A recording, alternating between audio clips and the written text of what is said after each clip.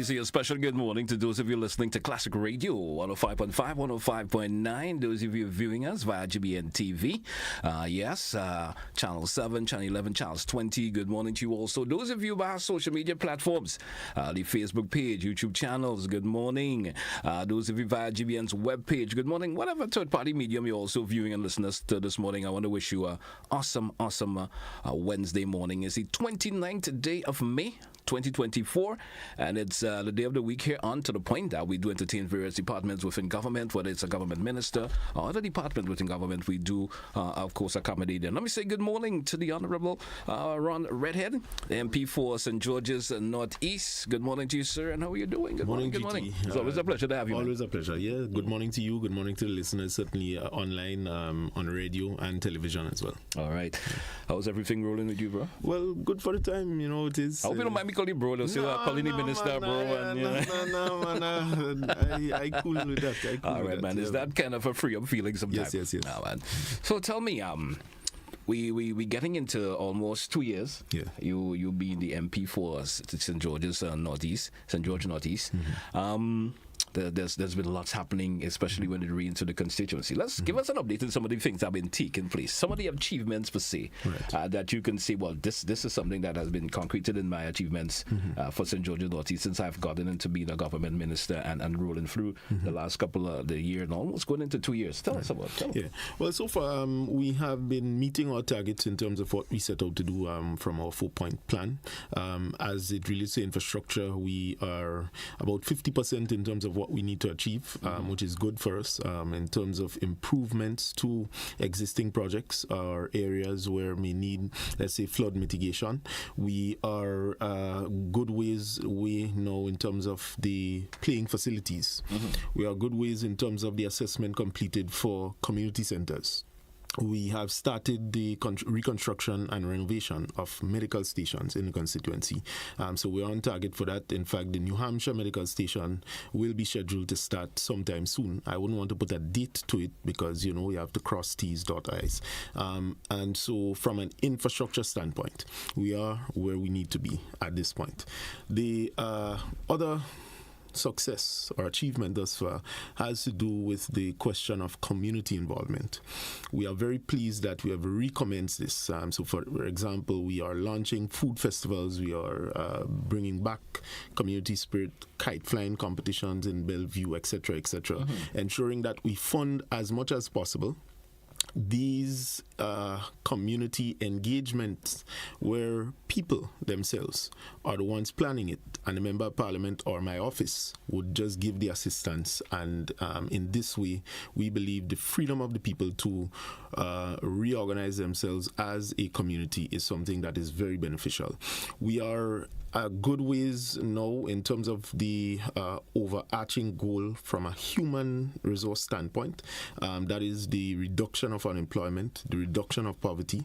We do not have the actual figures. We're going to be working with the Ministry of Economic Development soon enough to at least get data, or if it is that we would have to privately pay for it, we would certainly seek to do so once it's within our fiscal space. But we are preparing to have these reports so that when we go to international agencies, donors, ambassadors, that sort of thing, from a constituency standpoint within the government policies, we can be able to identify independently the status of our constituency. So we are organizing, we are ensuring that we create the profile for the constituency where we need to be. What are the things that the people require, not just from a standpoint of handouts for a general election, but to improve the quality of life of the people in St. George Northeast. As it relates to business and private sector investment in St. George Northeast, we are satisfied that we are giving sufficient assistance to small business in particular. Yeah. So whether it is they require tools, equipment to be able to expand, employ other people in the constituency, we are giving that assistance, and we are also encouraging them to get registered as a business so that they can be a part of the formal economy and they can be registered so that when benefits are being shared, so to speak, they will be able to access that. We are also working From a social standpoint, housing is still one of the largest challenge within the constituency construct, unfortunately so.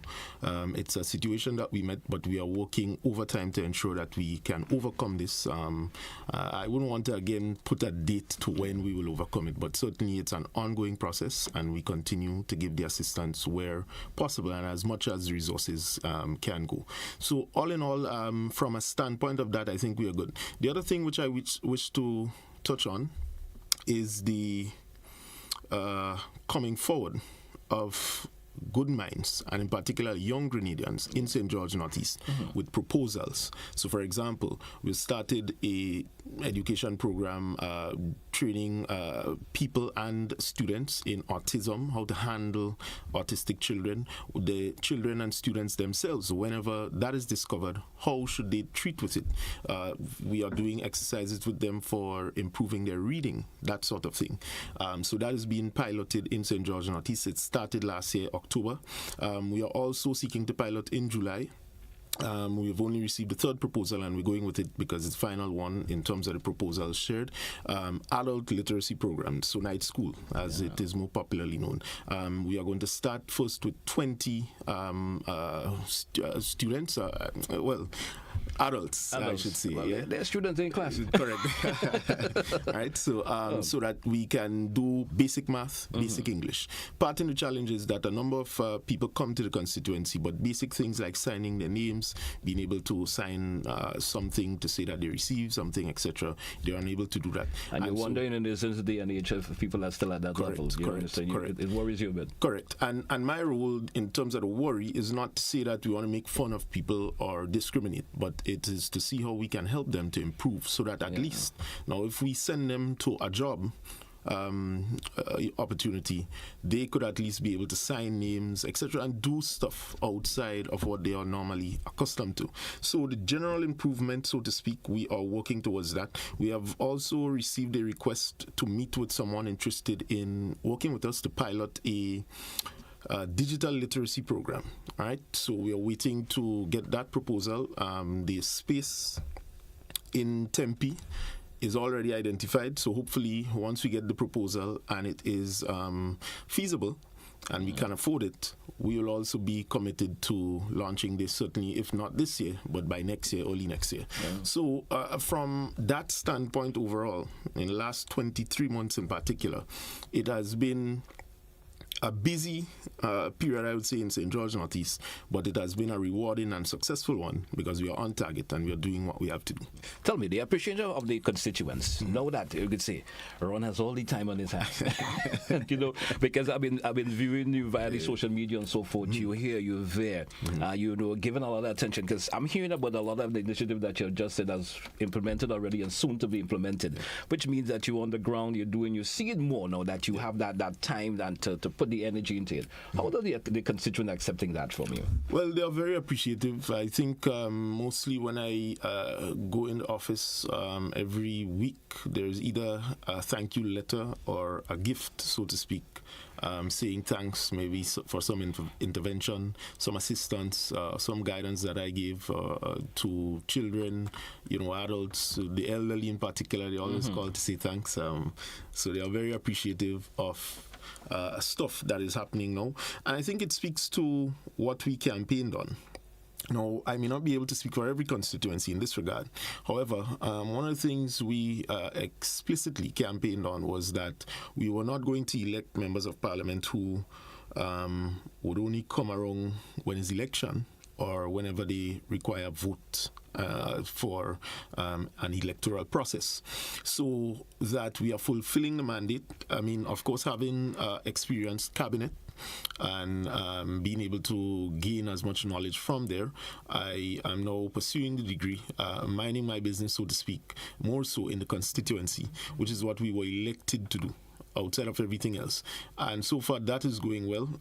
Having the experience already with Parliament from a senator standpoint, I think it is going pretty okay, and it speaks to the commitment of the government of Grenada, not just to talk about the power of education and empowerment of people, but to demonstrate that someone who won, served as a minister, is continuing his degree in the field of education, and is also actively serving his community. So I think that is the excellent story that we would like to tell, that we are demonstrating what it means to serve, and this is far greater than any individual interest or benefit, so to speak. Oh, interesting of that.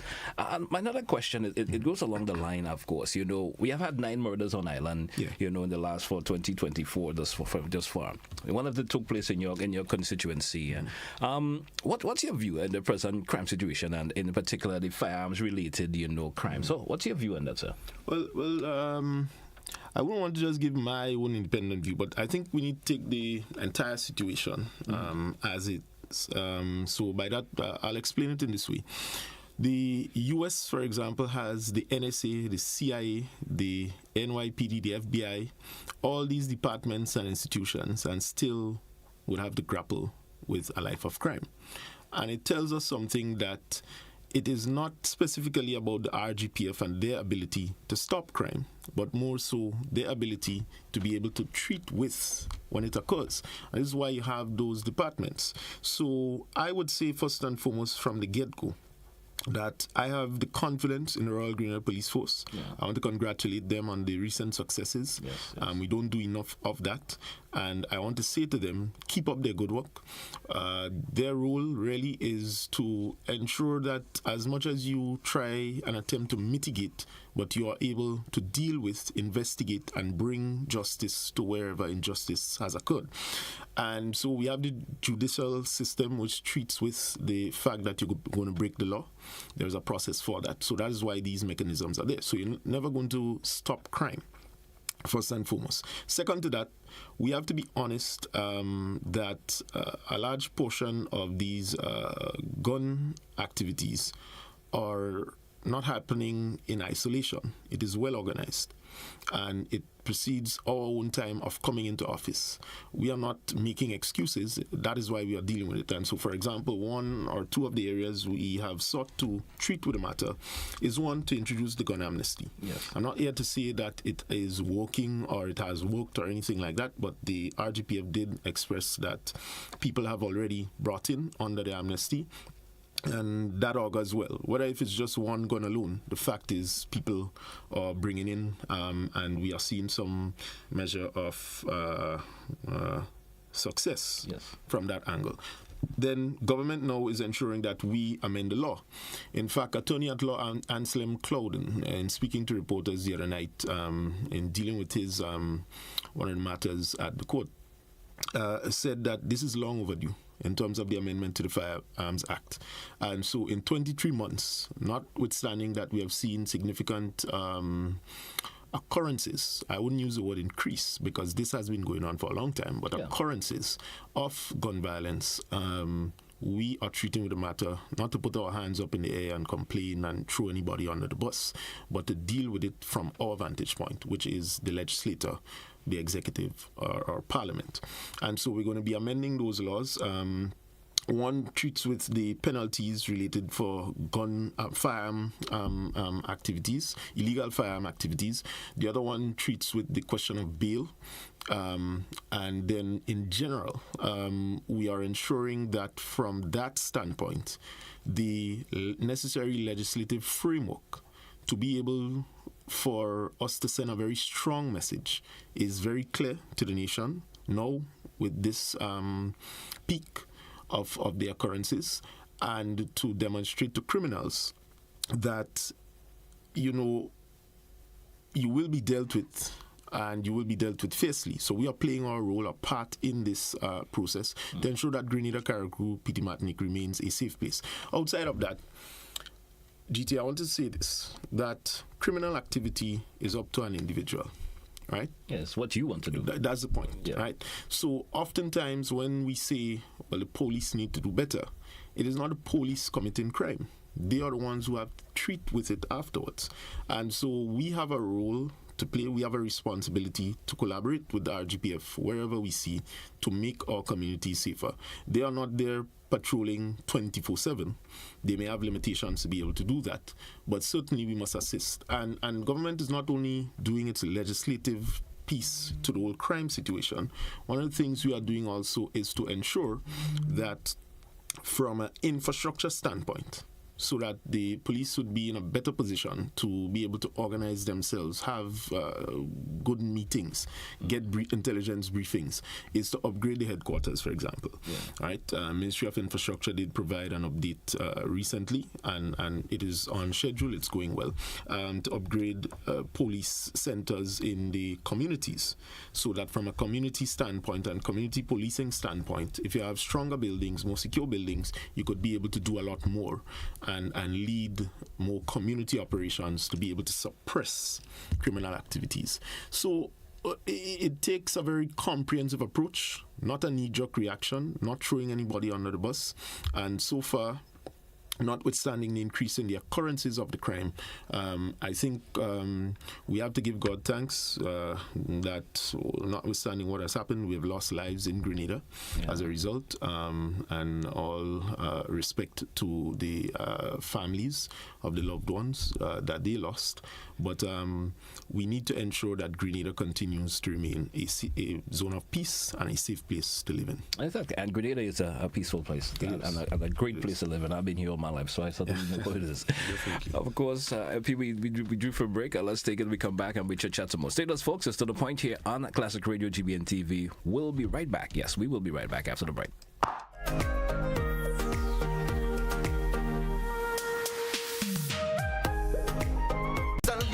Conflict in a different way. Choose peace and love instead of all bloodshed. Leave and long leave and you see the violence thing left. Make the change. Make the change. Make the change.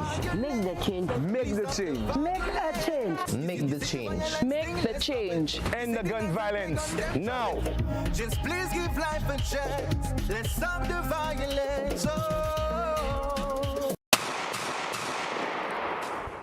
I am Audrey Jack. Ladies and gentlemen, the time has come for Grenada to laugh again.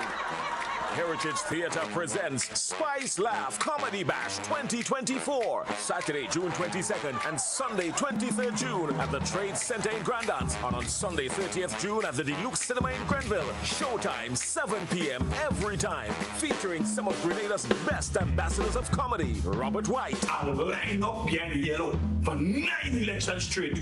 I changed color in time to lose the last election. Why? Because I'm always on the losing side. Dillion Walters. I couldn't take. I don't tell Molly didn't know. Kareem Alexis, and other outstanding comedic performances, all coming to knock you off your seats with laughter. Get your tickets now. Bring out the entire family. Tickets are $60. It's time for Spice Laugh Comedy Bash 2024. The place go flood with laughter. Take it to the street. Dance competition is here once again.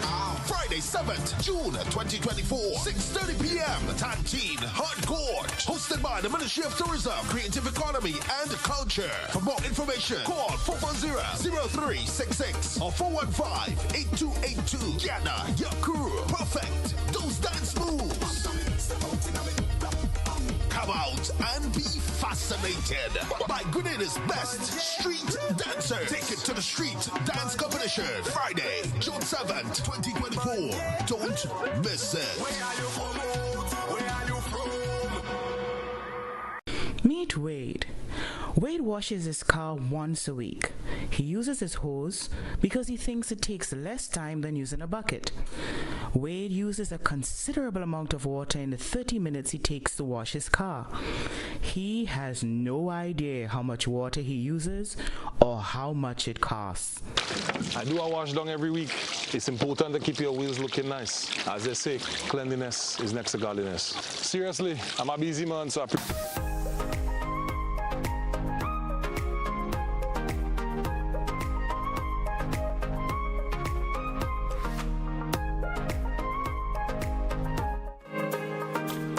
Welcome back, listeners. Welcome back, viewers. Welcome back, MP Ron RedHead with us this morning. We want to get into another line of questioning, and of course, this level of conversation is going to be relevant to, of course, our listening and viewing public. You know, there are folks who always have that keen interest in this. In reference to recent bills coming up in Parliament and so forth. Now, there's a recent bill that relates to education that's going to grab the attention of lots of individuals. Yeah. Give me a bit of insight on that and what we should look forward to in that particular bill that is coming up with reference to education. Right. Well, that is an amendment bill to the Principal Act, and it's going to seek to increase the age, the compulsory age for a student to stay in school.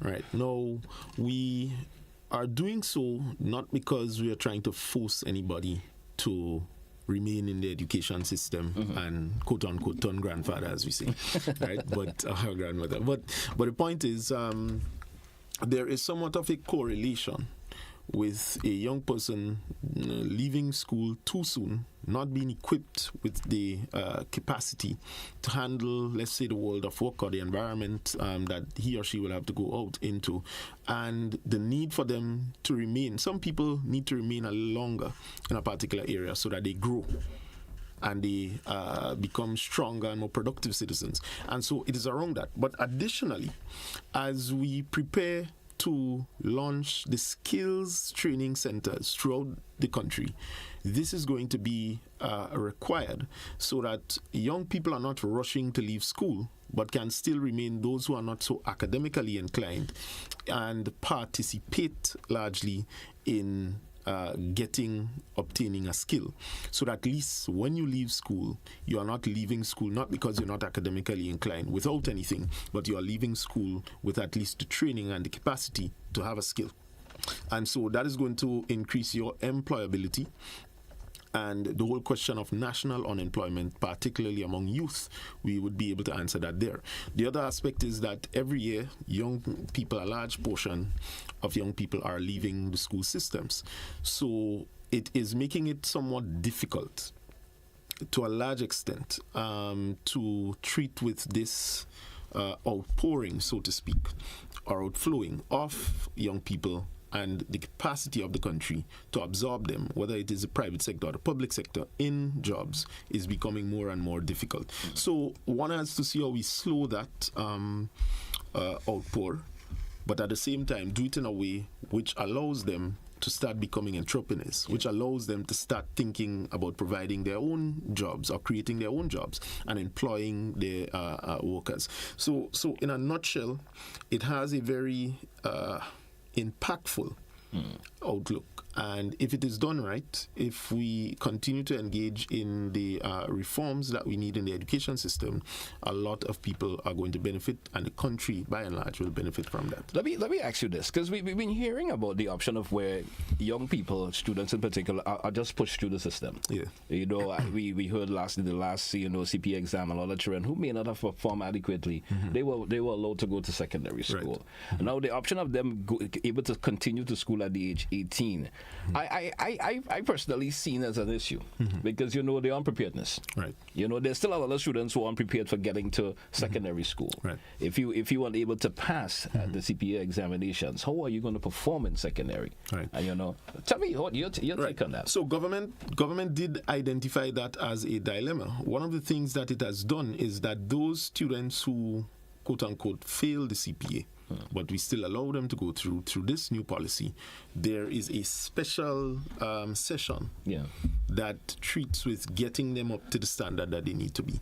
So after the assessment, you can then identify what are the deficiencies with those particular group of students. And so when they go into the secondary school, they are not going worse off, but at least they are going now with the understanding that this student is more technically inclined, that student is less, etc. So that you have a clear understanding, the education system has that understanding, and that we employ measures to be able to treat with that fallout. But the issue is the psychological damage that it does to have students not transition when they engage in this assessment, one-off assessment.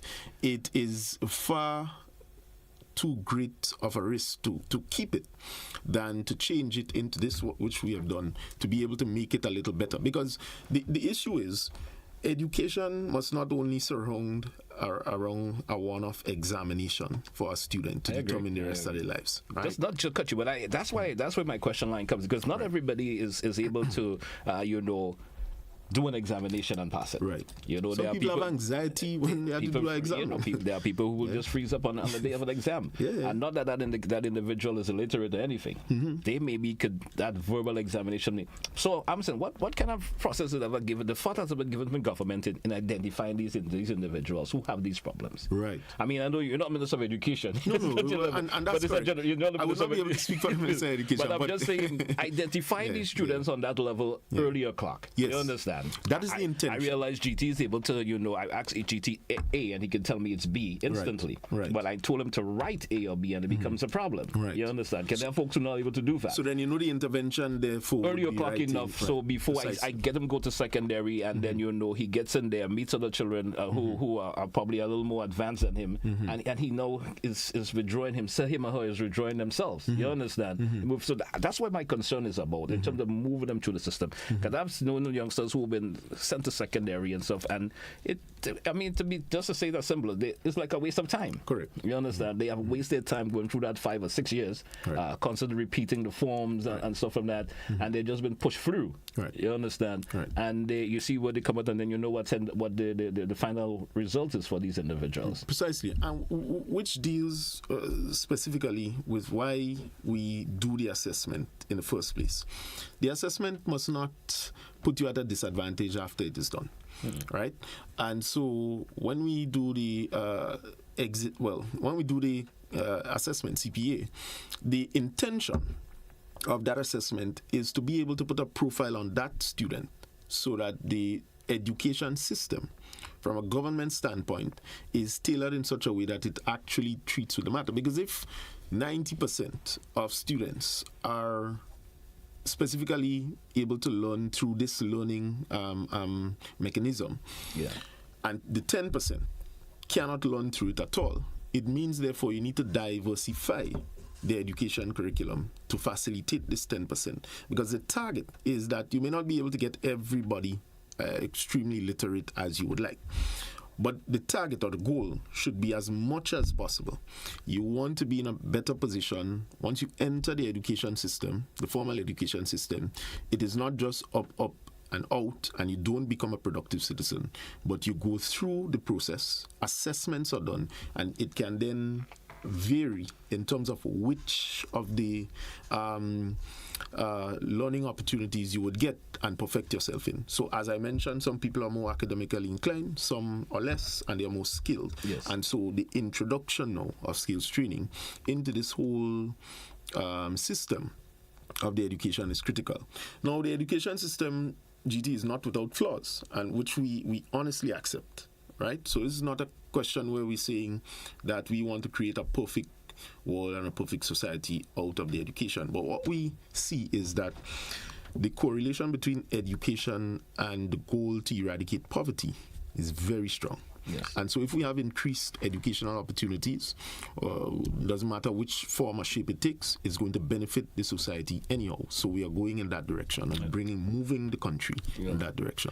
Opportunities of that nature has been offered in Grenada years ago. I mean, I don't think it's nothing new for you, of course, for this particular government or the government before previous governments. There's always been opportunity. Yeah. Do you think it's been working in some way or the other? Well, I wonder if you're getting the direction I'm trying to push. No, it's been working, because I'm still seeing youngsters who've been offered those opportunities not making the proper use of it. Right. Are not understanding the purpose of educating themselves in not maybe the theoretical part of it, but the practical part. Because you know the practical world is today. You have that, you get there. So there are people who can only do things on a practical level and they get there. Do you think it's been working?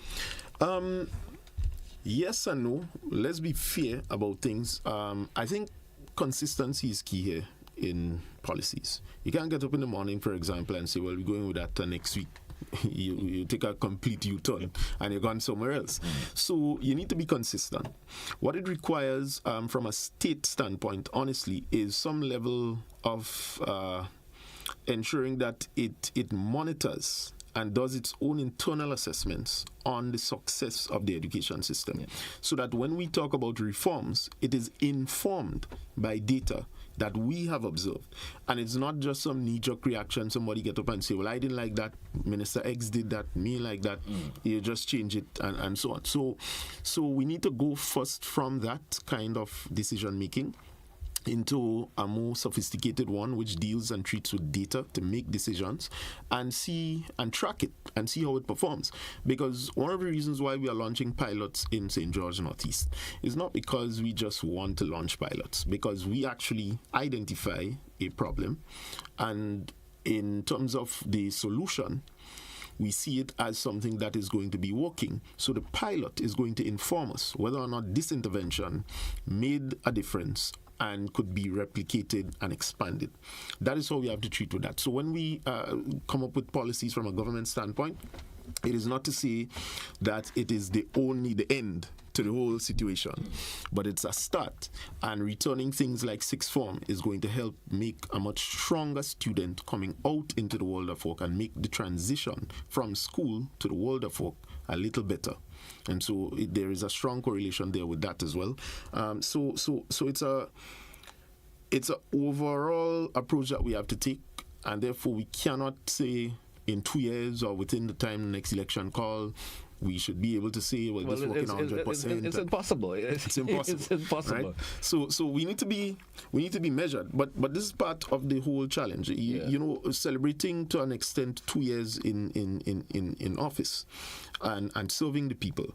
You get to see that one of the biggest challenges nationally is to manage expectations. Yeah. Everybody just expect their problem, which may have been around since 20 years. That quick fix phenomenon. That quick fix. So we have to do the work. We have to be prepared to labor, so to speak, and get the results. Sometimes you'll have bad days, sometimes you'll have good days.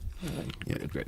All right. Hey, folks, it's 25 minutes moving up before the top of the hour here on Classic Radio GBN TV. Before we take a break, Minister, I want to talk to you about this relating to sports. I something that, in recently development, I just want to get your reaction to that. You've been former minister responsible for sports. Right. What's your views on the government and the government views in the shocking cancellation of the Grenada Invitational? I mean, give me a response to that. Well, I've read the release from the organizing committee for the Invitational, and I have seen that people are disappointed. I cannot comment on the specific, let's say, for example, because I see people blaming different groups and stakeholders. I don't think that is the issue.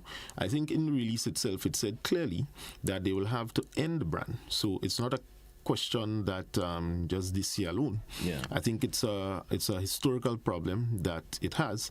Now, let us be honest, there was some controversies around the original Grenada Invitational and still exists today. I don't know if sufficient work was done to reassure investors, private government, etc., that these things would be something of the past. The idea of a game for Grenada is good. Right, and so I must commend them now that they have indicated that it will end for the idea. I thought it was very good, and it's something that in future we could seek to expand and probably even replicate. But the circumstances surrounding it, I don't have all the details, and therefore I would have to be guided only by the release put out by the Grenada Invitational. All right, I appreciate your response. We do for a break. Let's take it. We come back with much more, folks. Stay with us. It's Classic Radio GBN TV. To the point here this morning, we have with us, of course, the Honorable Ron RedHead, MP for St. George's Northeast. We coming right back.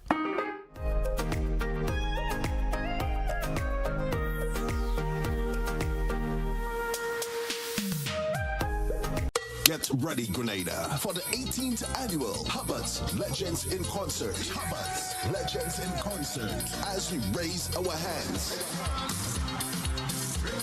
and give thanks. On Saturday, October 26, 2024, Thanksgiving weekend, Grenada Trade Center, 7:30 p.m. Hubbards Legends in Concert. Stay tuned to GBN for more. I am Audrey Jackson. I'm Greg Jackson. On February 19th at 4 a.m., a gun was used to take my son from me. You know him as Pop Smoke. We call him Shar. Because of gun violence, I'll never see my son run up the front of our steps, taking them 2 at a time. He won't ever take my hands again and dance with me. He won't come into my room and muscle pose in the mirror. Gun violence destroys families. It must stop.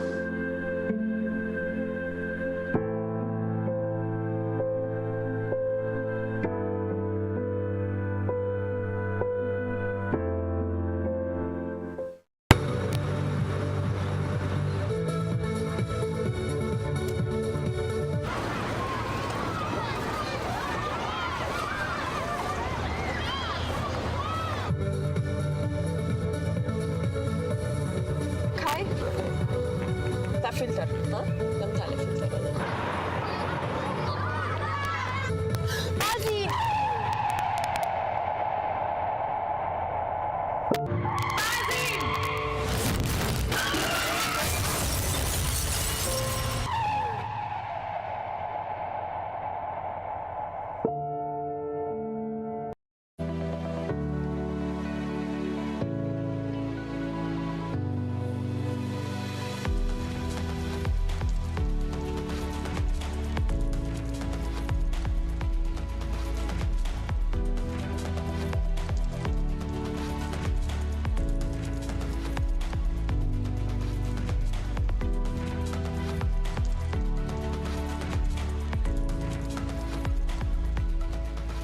Avoid leaks at home. Save water. This awareness initiative is part of activities under the Climate Resilient Water sector in Grenada. The project is funded by the Green Climate Fund, the German government, and the government of Grenada.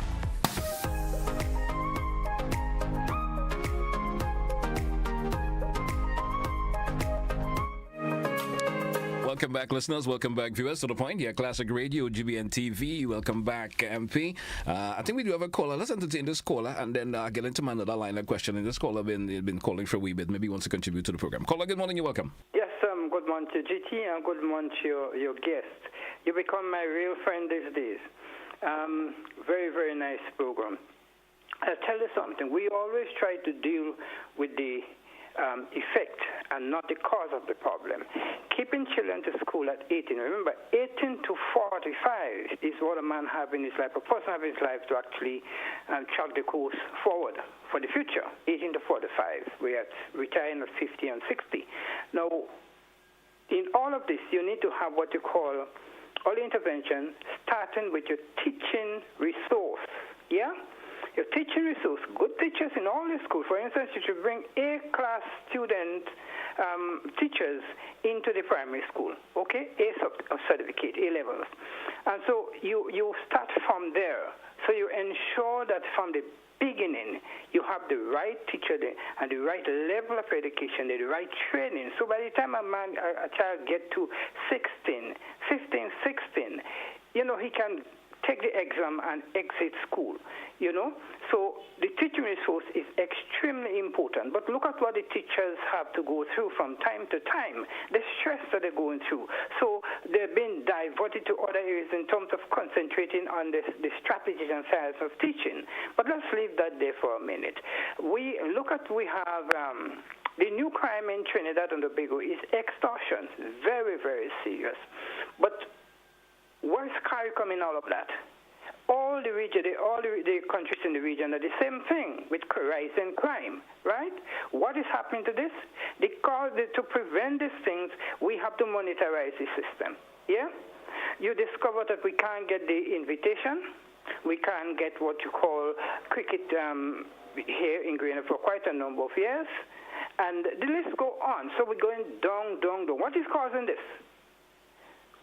It is the numbers, the financial numbers that is causing all of those things because the economy is not growing to accommodate those things.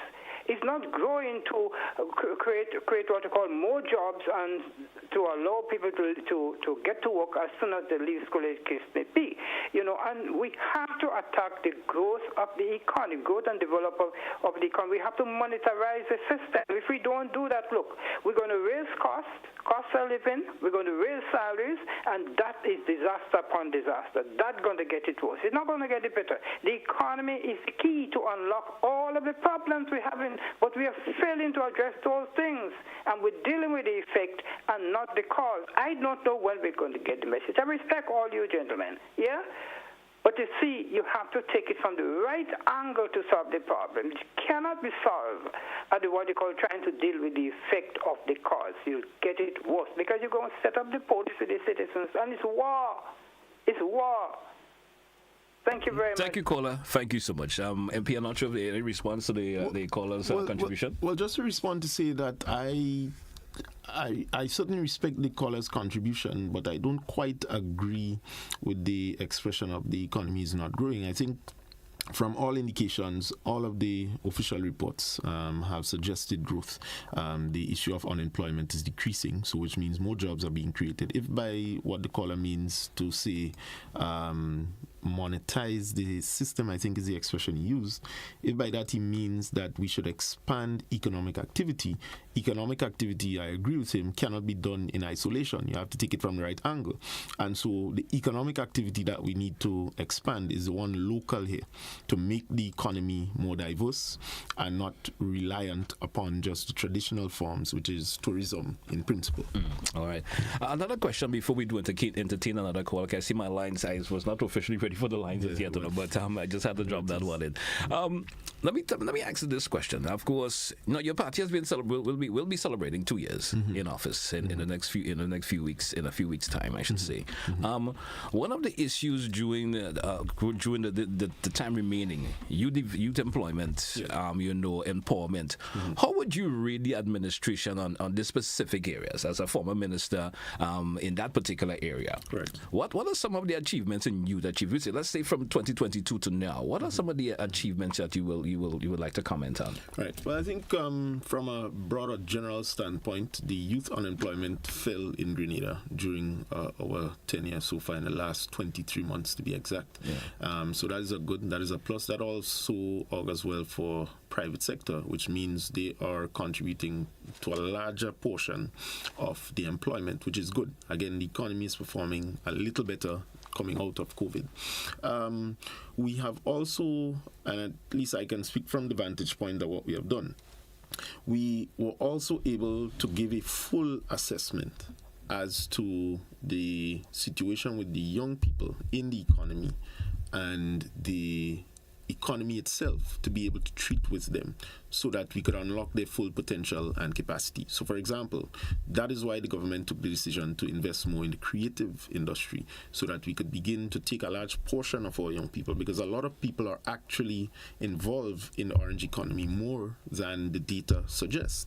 And then the need for them to actually get that formalized so that they could start earning an income properly out of it and stop relying on whether it's a training program or so to be able to make ends meet. That is a significant thing. So we've done some work there in terms of laying a solid foundation and getting data, analyzing what is at stake. And so, for example, you'll see the ministry is advertising another in its series of job fairs.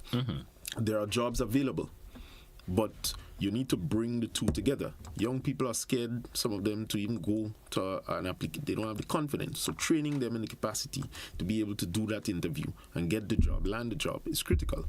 So we've done that. I think that is a success. By and large, it is not just about programs, because we've not scrapped any of the previous administration programs.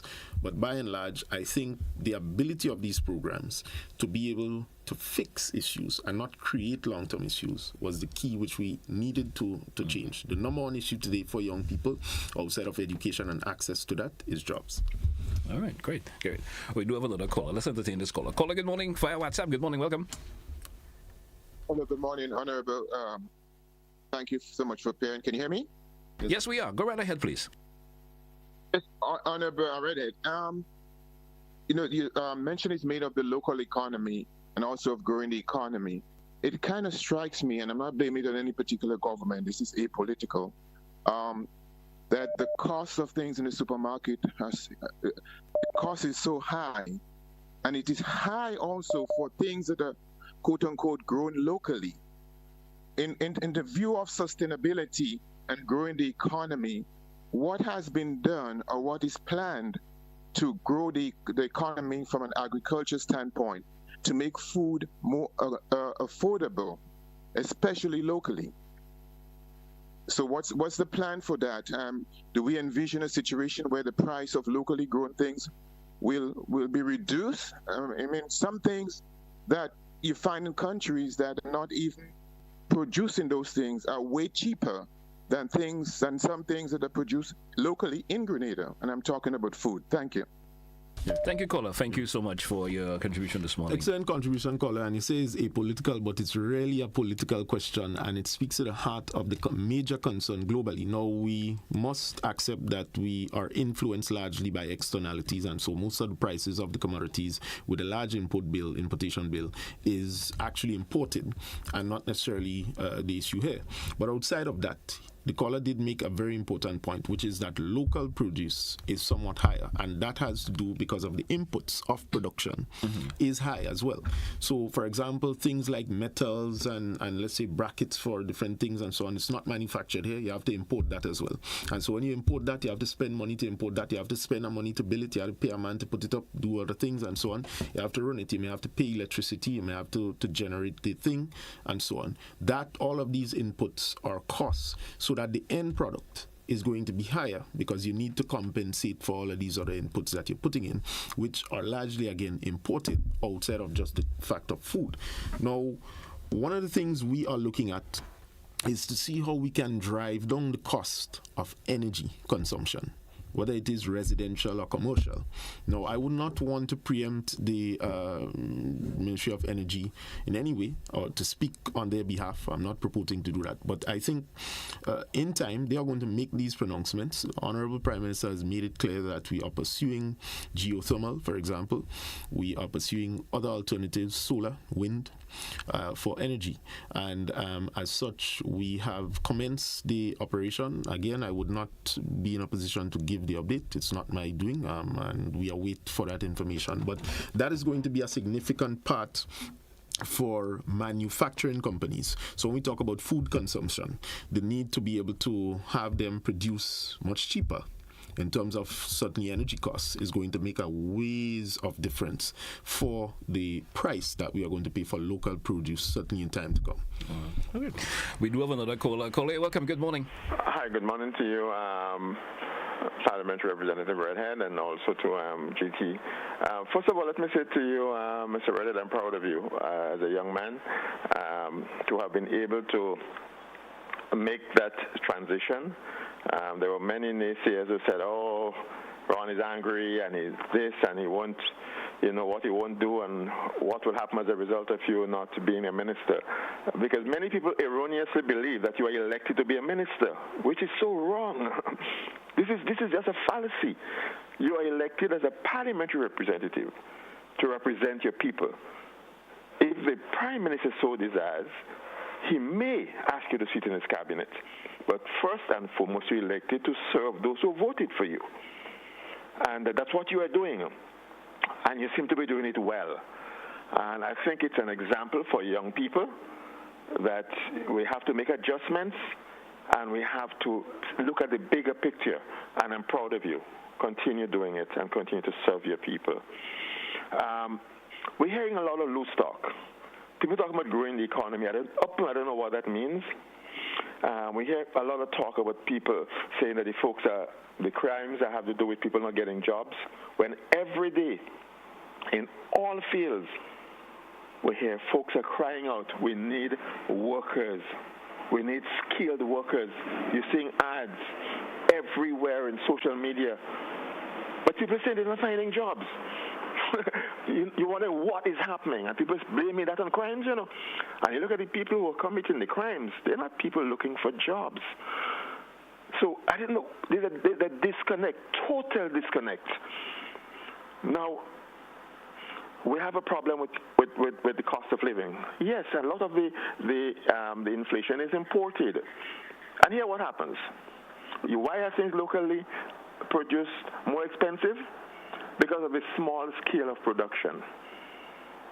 No one wants to sit there on his farm or her farm and produce for 5 solid days a week.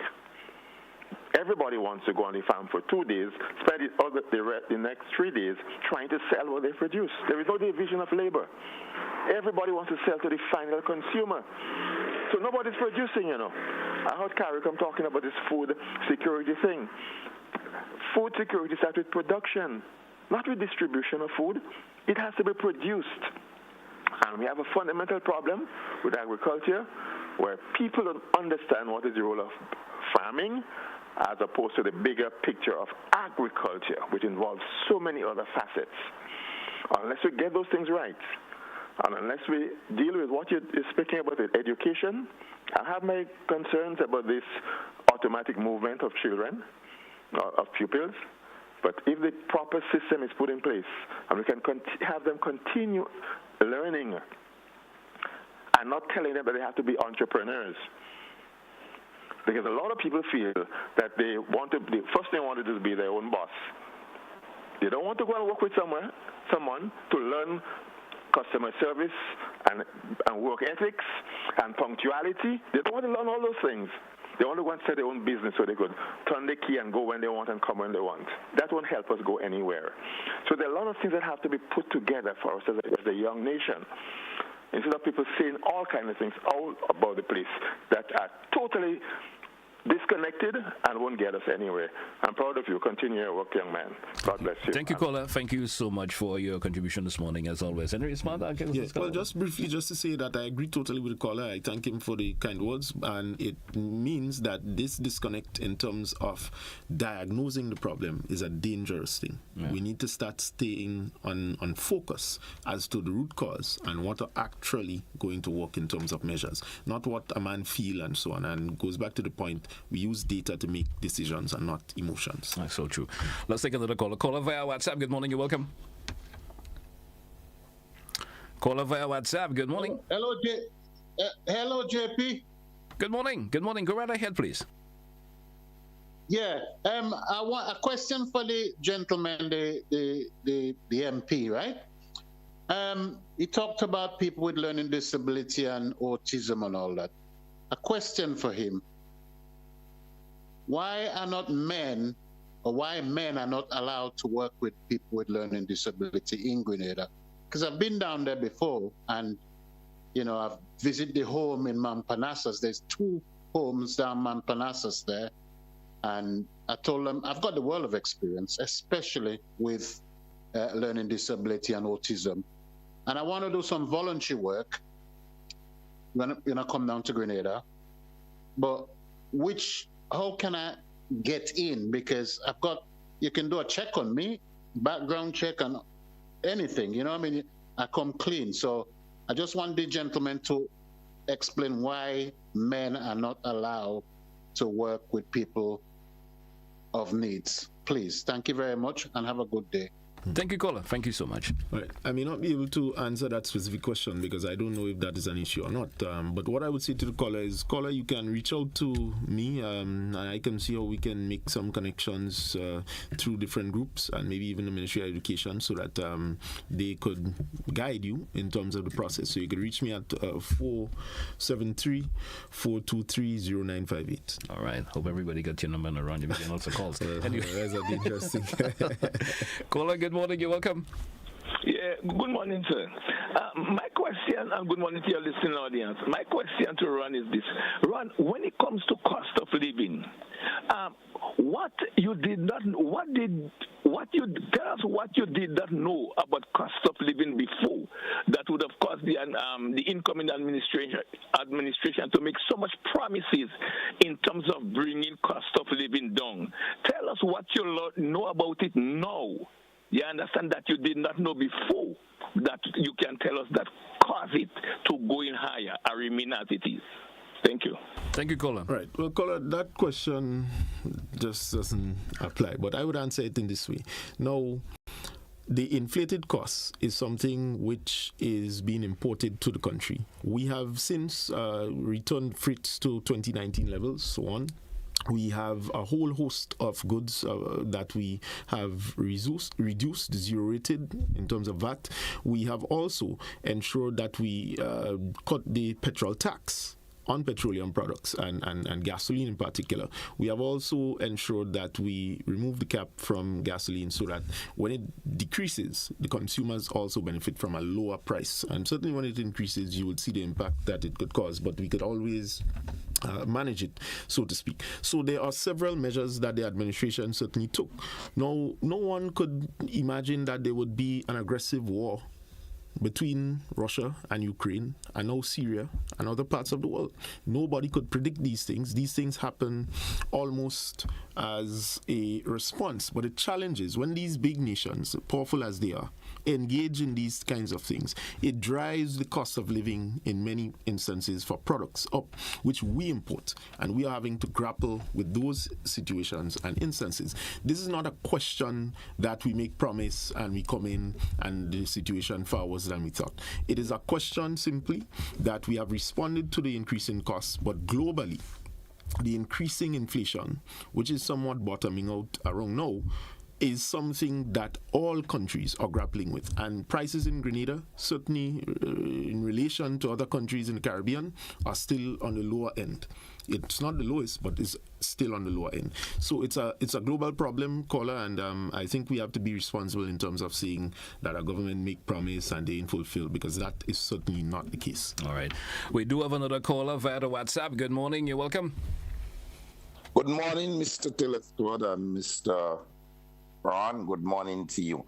Mr. Ron, I want to ask you a question, please, and then I'll comment. Government national wage bill. Do you have an idea what is the national wage bill as it's applied, especially in the public service?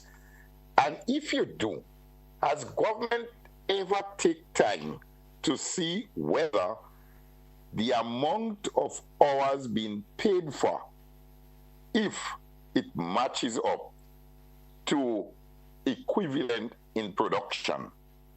I am saying all that to mean, I've noticed in the public service over the years, and that's a problem all past administration, present is grappling with. Public servants are very ill-disciplined, not all, when coming to time management, in reporting to work, and then finishing work when they did. They will come 9 o'clock, they leave 3 o'clock, and all different things. Has government ever considered that the amount of money is being lost due to poor efficiency of time management? Also, I would like to see it happening in the private sector. Public servants are made, I don't know if when they reach in and work in the morning, they have to sign a book to state the time and sign when they leave in. Introduce a time management system, either through a card swiping or some form. When you enter work, you swipe your card, you register the time you come to work. You leave in, you swipe off, you know the time you leave. Because you can't telling me that your wage bill is very high and then you may not measure the output of production for a wage bill. And I have a problem with this one. I know that this one may not directly, you might be in a position to answer it. I think union, I said it the other day and I was told union don't manage people. Union need to speak to employees as to their performance and job, because taxpayers that pay. And I against this increase across the board. I believe increase should be based on a job performance evaluation. But I want to give me a little rough idea of the wage bill and how you decide to curb those problems and situations. Thank you, Colin. Thank you so much. And we're a bit strapped for time, but Well, I'll just be brief and end one time just to say, good question, caller.